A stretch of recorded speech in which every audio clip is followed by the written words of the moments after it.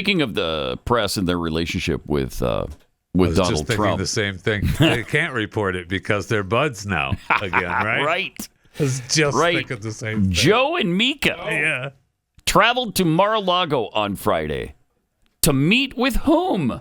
Adolf? Yes, to them, Adolf Hitler or Benito Mussolini or a combination of the two. And then they talked about it yesterday on their stupid show. Yeah.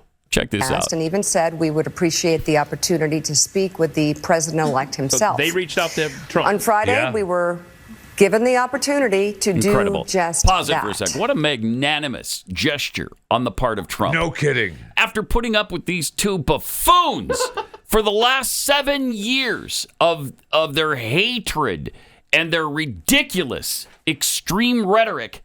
Yeah, come on in. Oh, I'll meet you. I'll meet with you at my house. Sure. What? I would have put him up in the swastika room. I mean, that's incredible for him to say, yeah, sure, I'll meet with you. It sure is. What despicable hypocrites they are. Yes. But an amazingly magnanimous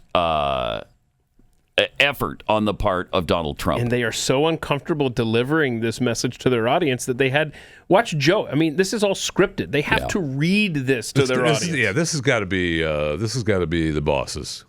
No, whoever it is, they carefully crafted this in a room over many, many hours or days. So hold on, you're thinking, Jeffy, that they were going to keep this on the DL, and then it's got to be the bosses for them to go and bend the knee and try to repair the relationship, so that they still have access to the president during the next 4 years. Yeah. Let's see. Let's see the rest. Because I can't believe that they would actually go down on their own for the for their show.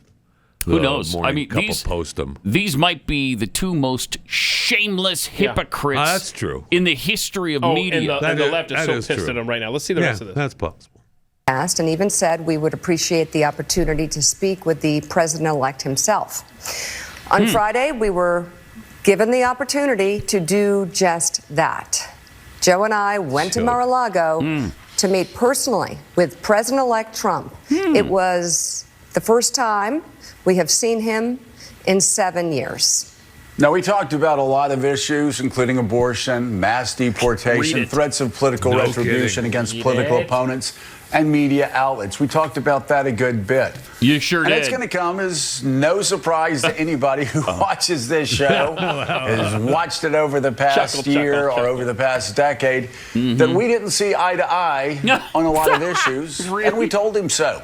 Okay. What we did agree on was to restart communications. My father often spoke with world leaders with whom he and the United States profoundly disagreed. I wouldn't play the Brzezinski card. That's a task shared by reporters and commentators alike. We had not spoken to President Trump since March of 2020, other than a personal call Joe made to Trump on the morning after the attempt on his life in Butler, Pennsylvania. Read it. In this meeting, President Trump was cheerful. He was upbeat. He seemed interested in finding common ground with Democrats on some of the most divisive issues. And for those asking why we would go speak to the president-elect during such fraught times, especially between us, I guess I would ask back, why wouldn't we? I don't know, because you hate his guts? You've been telling us he's the worst human being on earth. Here's what Keith Olbermann tweeted out. Look, this isn't complex. Joe Scarborough has always been a political whore.